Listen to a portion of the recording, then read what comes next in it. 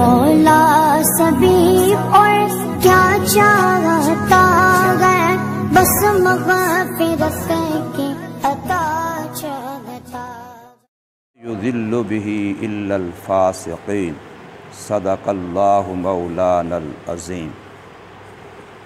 بے شک اللہ تبارک و تعالی نہیں شرماتا یہ کہ بیان کرے کوئی مثال مچھر کی، پس وہ جو اس سے بڑھ کے ہے،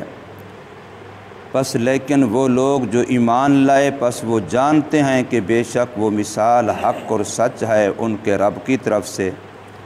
اور لیکن وہ لوگ جو کافر ہیں پس وہ کہتے ہیں کیا ارادہ رکھتے ہیں اللہ پاک اس مثال کے ساتھ، گمراہ کرتا ہے اللہ اس کے ذریعے بہت سوں کو، اور ہدایت دیتا ہے اللہ اس کے ذریعے بہت سوں کو، اور نہیں گمراہ کرتا اللہ اس کے ذریعے مگر فاسقوں نافرمانوں کو۔ سورہ البقرہ کی آیت نمبر 26 آپ حضرات کے سامنے پڑھی اور ترجمہ کیا ہے۔ اس میں بھی منکرین قرآن جو قرآن کو اللہ کی کتاب نہیں مانتے تھے ان کی طرف سے ایک اعتراض کا جواب دیا گیا ہے۔ جو لوگ یہ کہتے تھے کہ قرآن محمد صلی اللہ علیہ وسلم الیاذ باللہ خود بنا کے لے آتا ہے، کسی کے تعاون سے کسی کی مدد سے خود بنا کے لے آتا ہے، تو ان کے اعتراضوں میں سے ایک اعتراض یہ تھا کہ اگر یہ اللہ کا کلام ہوتا تو اس میں مکھی کی، مچھر کی، مکڑی کی، یہ چھوٹی چھوٹی گھٹیا چیزوں کی مثالیں نہ ہوتی۔ جب اللہ کا کلام ہے تو کلام اس کی شایان شان ہونا چاہیے۔ اللہ کی ذات جب اتنا بلند و بالا اعلیٰ برتر ہے تو پھر اس کے اندر مثال بھی کوئی اعلیٰ قسم کی ہونی چاہیے۔ یہ جو گھٹیا قسم کی مثال ہے، کہیں مچھر کی مثال ہے، کہیں مکڑی کی مثال ہے، کہیں مکھی کی مثال ہے، یہ مثالیں اللہ کی شایان شان نہیں ہیں۔ اللہ بڑی شان والا ہے، وہ اگر اپنے کلام میں مثال دیتا تو کسی بڑی چیز کی دیتا، اچھی چیز کی دیتا۔ گھٹیا چیز کی مثال کا ہونا یہ نشانی اور دلیل ہے کہ یہ قرآن اللہ کی کتاب، اللہ کا کلام نہیں ہے۔ یہ ان کا اعتراض تھا۔ اللہ تبارک و تعالی نے اس اعتراض کا جو جواب دیا اس کا خلاصہ یہ ہے کہ بندہ جب بات کرے یا کوئی بھی متکلم جب کلام کرے تو وہ کلام اپنی حیثیت کو دیکھ کے نہ کرے بلکہ جس سے کلام کر رہا ہے اس کی حیثیت کو دیکھے۔ میں نے بات سمجھانی ہے ایک دیہاتی پینڈو بندے کو، اب میں اگر بات کروں علمی انداز میں، بات کروں میں فصاحت و بلاغت عربیانہ کے اندر، گرامر کا لحاظ رکھ کے، صرف و نحو کا لحاظ رکھ کے، اعلیٰ پیمانے، اس بیچارے کو کیا سمجھ آئے گی؟ اس کو تو کوئی فائدہ نہیں ہوگا پھر بات کرنے کا۔ اس لیے تبلیغی جماعت والے جب کام کرتے ہیں تو وہ کہتے ہیں کسانوں میں کسانوں کو بھیجو، پولیس والوں میں پولیس والوں کی جماعتیں بھیجو، زمینداروں میں زمینداروں کی جماعتیں بھیجو، اور ججوں کے اندر اس معیار کی، یعنی ہر طبقے میں اسی طبقے کے لوگ کام کریں تو اس سے انسان کو فیض کا لینا دینا، فائدہ استفادہ، بات کا سمجھنا سمجھانا آسان ہو جاتا ہے۔ تو اللہ فرماتے ہیں میری کلام کن سے ہو رہی ہے؟ مجھے نہ دیکھو کہ میں جس سے کلام کر رہا ہوں، جو میری کلام کے اولین مخاطبین سامعین ہیں، وہ کس معیار کے ہیں؟ وہ تو مچھر کے پر کیا، اس سے بھی اگر کوئی کمزور، کوئی گھٹیا، کوئی اور چیز ہوتی تو اس کی مثال دی جاتی ان کو سمجھانے کے لیے، اس لیے کہ ان کی عقلی سطح کلم الناس علی قدر عقولہم، یہ عربی کا مقولہ ہے، کلم الناس علی قدر عقولہم، کہ لوگوں سے بات کرو لیکن ان کی عقلوں کی مقدار کو دیکھ کے، کہ بندہ اگلا کتنا سمجھدار ہے اس سے اس معیار کے مطابق بات کرو تاکہ وہ اس بات کو سمجھ سکے۔ جب لوگوں نے یہ اعتراض کیا تھا کہ بھی ہم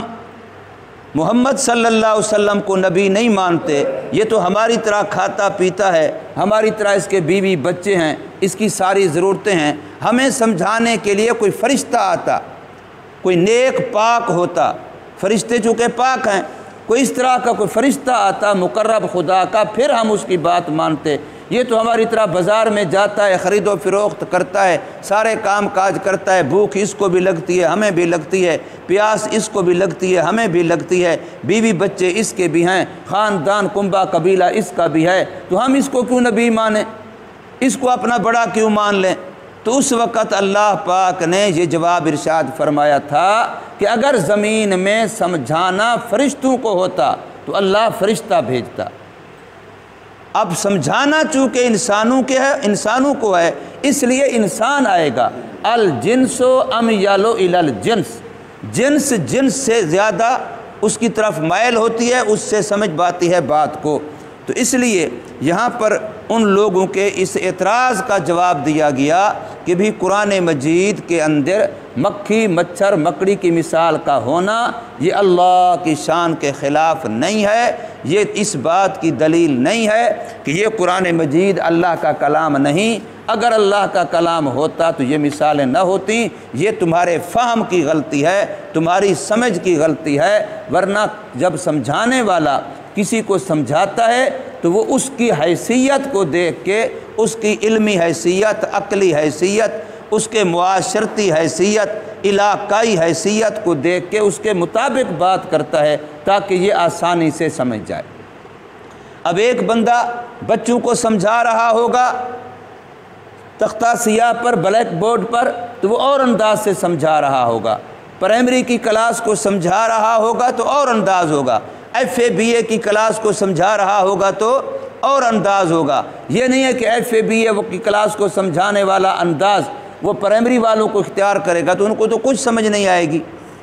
اس لیے بات کو سمجھنا وہ تب ممکن ہے کہ بات کرنے والا جس سے بات کر رہا ہے اس کی عقلی، علمی، علاقائی، معاشرتی سطح کا لحاظ رکھ کے بات کرے۔ تو اللہ فرماتے ہیں میں نے کلام کیا، اپنے لیے تو نہیں کیا، کلام تو کیا کن کے لیے؟ انسانوں کو سمجھانے کے لیے، اور وہ تھے امی، وہ تھے ان پڑھ، وہ تھے چرواہے، وہ تھے جنگلی، وہ تھے جن کو زمانے کو جہلیت کا زمانہ کہا جاتا ہے، جن بیچاروں کے پاس علم کی بو نہیں تھی، اس لیے ان کو سمجھانے کے لیے کہیں مجھے مکھی کی مثال دینی پڑی، کہیں مچھر کی مثال دینی پڑی، کہیں مکڑی کی مثال دینی پڑی۔ تو فرمایا ان اللہ لا یستحیی، بے شک اللہ تبارک و تعالی نہیں حیا کرتا، نہیں شرماتا، ان یضرب مثلا، یہ کہ بیان فرمائے کوئی مثال، ما بعوضۃ، مچھر کی، فما فوقہا، یا ایسی چیز کی جو چھوٹا ہونے میں، حقیر ہونے میں مچھر سے بھی بڑھ کے ہو۔ یاد رکھیے حیا ایک بہت بڑی صفت ہے، میں پہلے یہاں اس پر بیان کر چکا ہوں ایک دفعہ۔ حیا ایک بہت بڑی صفت ہے، لیکن وہ حیا جو دین سمجھنے میں رکاوٹ بن جائے وہ مذموم ہے، برا ہے۔ نبی پاک صلی اللہ علیہ وسلم کی حدیث پاک صحیح بخاری شریف کتاب العلم کے اندر ہے، فرمایا انصار کی عورتیں بہت اچھی ہیں، کیوں؟ اس لیے کہ وہ دین کی بات پوچھنے میں شرم نہیں کرتی۔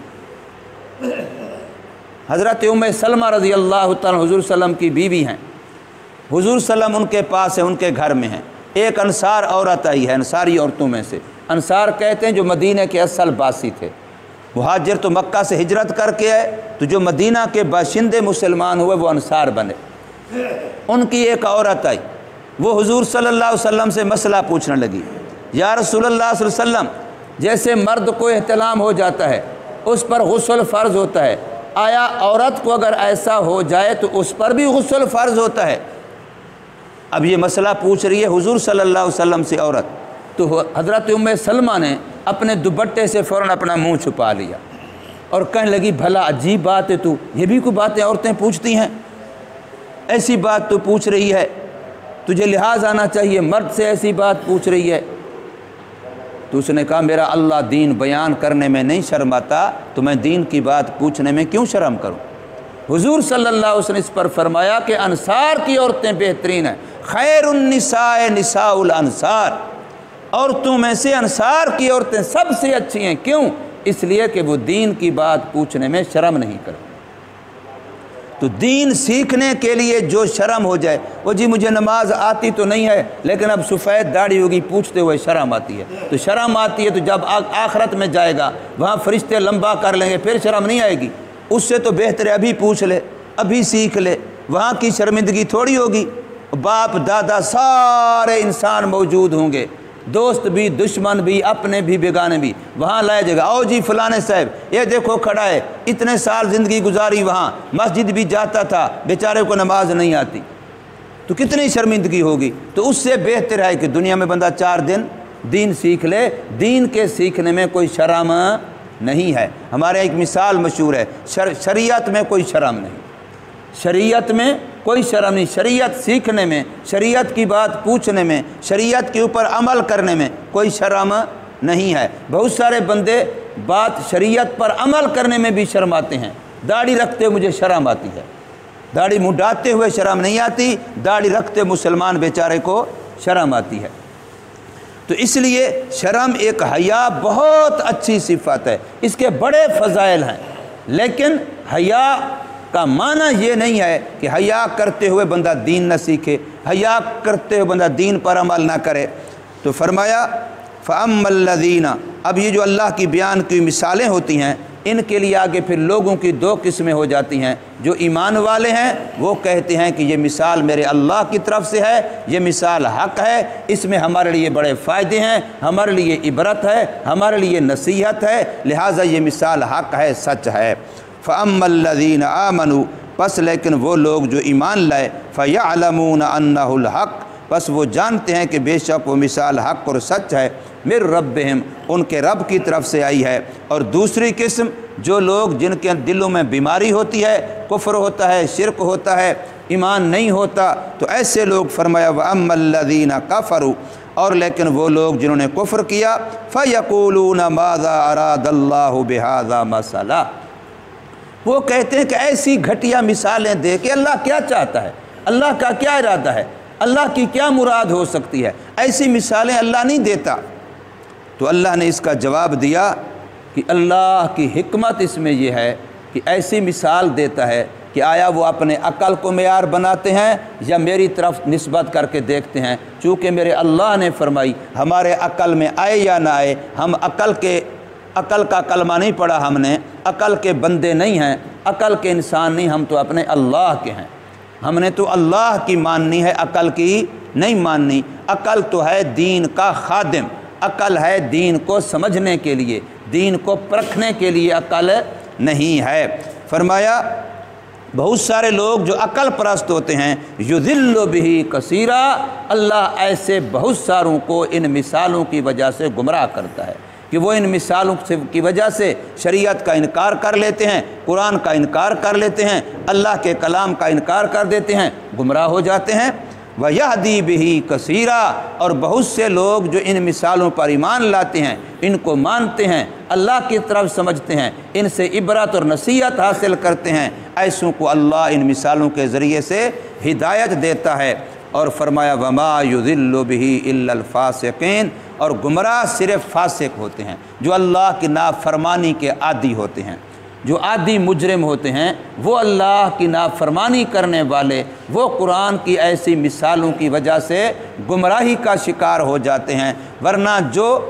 فسق والے نہیں ہوتے، مجرم نہیں ہوتے، خطا کار، گناہ کار، اللہ کی نافرمانی کے عادی نہیں ہوتے، وہ ان مثالوں کی وجہ سے گمراہ نہیں ہوتے۔ اللہ تبارک و تعالی ہمیں سمجھ نصیب فرمائے، عمل کی توفیق دے۔